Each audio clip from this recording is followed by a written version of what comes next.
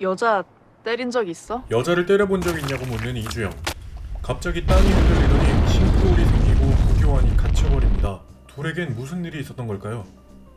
여러분 구독과 좋아요, 아니 구독만 부탁드려요. 진짜 잘할게요. 감사합니다. 한 병원의 방사선실에서 열심히 사랑을 나누고 있는 커플. 이때 누군가 그들을 몰래 찾는데요. 뭐야?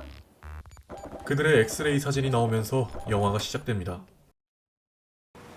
주인공인 간호사 윤영. 그녀는 길을 가다 한 싱크홀을 보게 되는데요. 그 옆에 쪽지가 붙어 있습니다. 우리가 구덩이에 빠졌을 때 우리가 해야 할 일은 더 구덩이를 파는 것이 아니라 그곳에서 얼른 빠져나오는 일이다. 그녀는 쪽지를 대수롭지 않게 버려버립니다. 참고로 재난 영화 아니에요. 병원은 엑스레이의 주인공들이 누군지에 대한 이야기로 난리가 났습니다. 하지만 그들은 엑스레이로 남의 사생활을 함부로 찍은 장본인에겐 관심이 없죠. 그들은 병원에 남자친구를 자주 데려오던 윤영을 의심했습니다. 집에 가자. 평소 근무 환경이 마음에 들지 않았던 윤영은 이참에 병원을 옮기려 합니다. 내가 갈 곳이 없어서 그러는지 아나. 병원 천진데. 집에 돌아와 엑스레이 사진을 유심히 보는 남자친구 성원. 내 거 맞는 거 같아.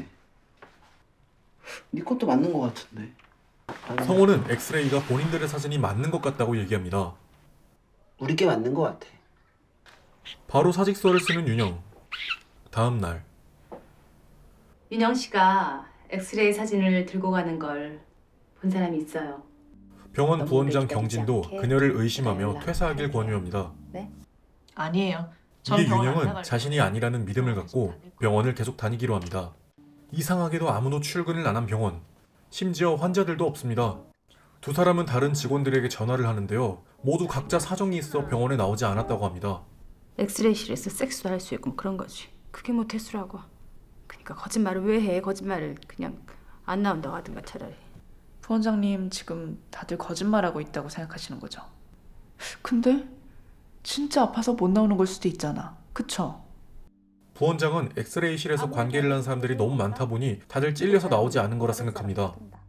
부원장님 살면서 누가 진짜 확실하게 부원장님 믿어준 적 한 번도 없죠. 모르겠네요. 결국 둘은 안 나온 사람들을 직접 찾아가 보는데요. 하지만 정말로 한 직원이 쓰러져 있었습니다. 윤영의 믿음이 맞았던 거죠. 둘은 앞으로 사람들을 잘 믿기로 합니다. 우리 이제 사람 믿기로 해요. 다시 병원으로 돌아온 두 사람. 딱 봐도 험악하게 생긴 사람이 피를 흘리며 내립니다. 사과를 깎다가.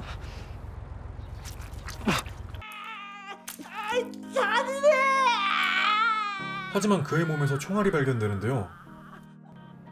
사과를 깎다가 다치셨. 제가 언제 그랬어요? 윤영은 그를 의심하고 신고하는데요. 윤영? 실제로 그는 마약을 빼돌리다 총에 맞은 폭력 조직원이었습니다. 아쉬워. 윤영아 나 그리고 싸움 되게 잘해. 오지 마. 응? 갈 거야. 자기도 싸움을 잘한다며 까부는 성원. 하지 마라. 말했다. 다시 일상을 찾은 병원. 윤영 씨의 발전. 윤영은 환자가 가져온 매기에게 관심이 많습니다.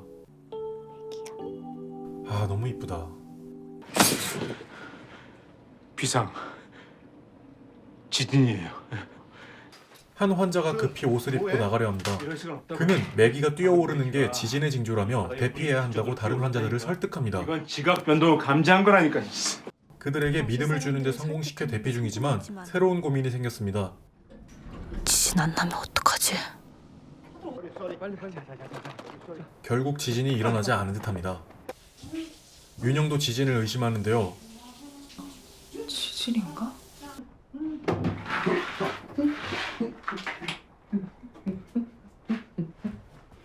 오늘 메뉴는 화분이네요. 잘 먹겠습니다. 깜짝이야. 실제로 지각 변동으로 도시 곳곳에 싱크홀이 생겼습니다. 성원은 일용직 노동자였는데 요즘 일이 없어 고민이던 차에 싱크홀 보수 공수를 나가게 되어 기분이 좋습니다. 하지만 뭔가 문제가 생긴 듯한데요.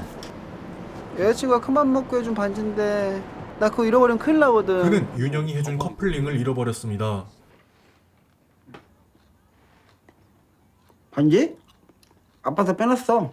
여자친구가 쳐다보는 것만으로 찔려서 거짓말을 하는 성원. 하지만 그녀가 기분이 나쁜 이유는 따로 있었는데요.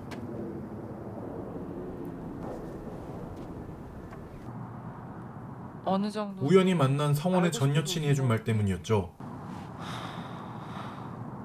윤영은 성원에 대한 믿음이 깨졌습니다. 그의 몸에 있는 문신마저 전 여자친구 이름으로 보이는데요. 다음날 일을 마치고 샤워를 한 성원과 동료. 성원은 동료의 발에서 잃어버린 반지와 비슷하게 생긴 발가락질을 봅니다.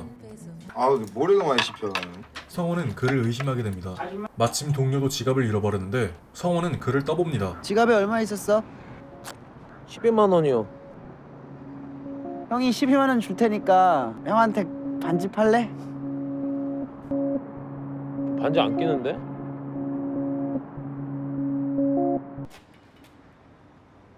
아까 얘기한 12만 원 줘봐요. 의심받은 것에 화가 난 동료는 기분 나쁜 표정으로 성원에게 발가락질을 팔아버립니다. 집에 와서 손에 껴보지만 발가락에 끼던 게 손에 맞을 리가 없죠. 성원은 죄 없는 동료를 의심하고 일당 12만 원도 날렸습니다. 아직도 기분이 나쁜 윤영. 도대체 무슨 말을 들었던 걸까요? 윤영 씨도 성원한테 맞은 적 있죠? 알고 보니 전 여자친구는 성원에게 폭행을 당해 헤어진 거라고 합니다. 전 맞은 적 있거든요. 옷을 챙겨 입고 어딘가를 나가는 성원. 어디가? 옷을 그렇게 조심 입고 어딜 가냐고. 이 밤중에 이 새벽에 어둠 속에! 나 밤에 일 나가잖아. 나 갔다 올게. 그녀는 이제 그를 믿을 수가 없습니다. 다음날 이사갈 집을 보러 온 성원. 윤영아 빨리 와 빨리. 여기 집이 진짜 괜찮다니까. 다른 사람이 계약하게 생겼다며 윤영에게 빨리 오라고 저 여자 재촉합니다. 계약하려 그래. 야 윤영! 계단이라고 말을 해줘야지. 이대로 오다 구를 뻔했잖아. 미쳤어? 글로 오는지 몰랐지. 윤영을 이해하지 못하는 성원. 윤영은 성원이 자기를 죽이기 위해 일부러 그랬다고 생각합니다. 뭐해?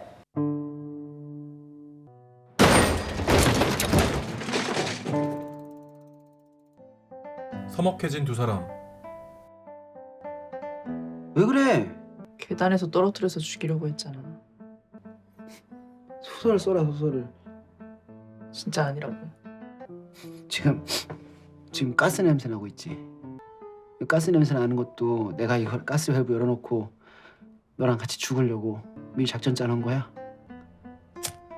아니잖아. 정신 차려 유윤영. 그냥 꺼져. 꼴 보기 싫으니까.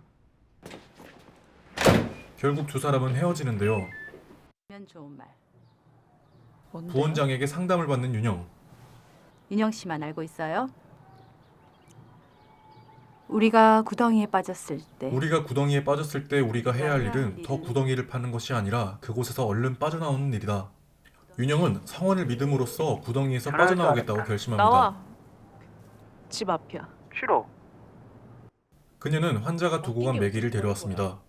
성원도 함부로 남을 의심하고 또 남에게 믿음을 깨버린 것에 대해 많이 반성을 한 듯합니다. 내가 너 만나면 해줄 얘기가 있어가지고 핸드폰에 맨날 적어놓고 댕겼어.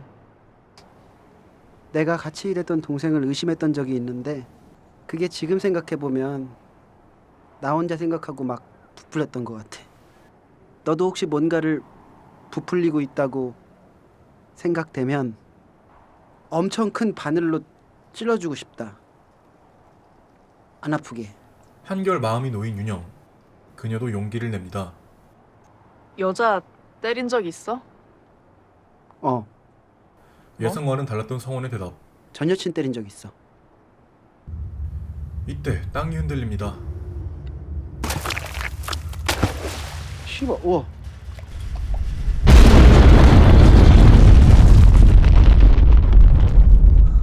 영화에서 싱크홀은 믿음의 붕괴, 즉 의심이 아니었을까요? 이렇게 윤영이 구덩이를 바라보며 영화는 끝이 납니다.